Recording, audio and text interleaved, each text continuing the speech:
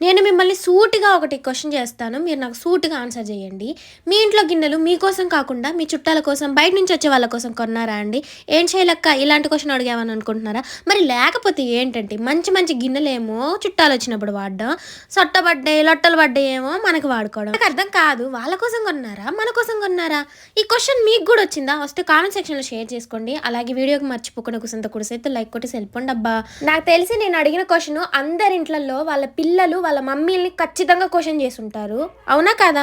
పెళ్లి కాకముందు నేను కూడా మా అమ్మని క్వశ్చన్ చేసి ఇప్పుడు మా అమ్మ నేను చెప్పిందే చేయాలి నీకెందుకు అనేది.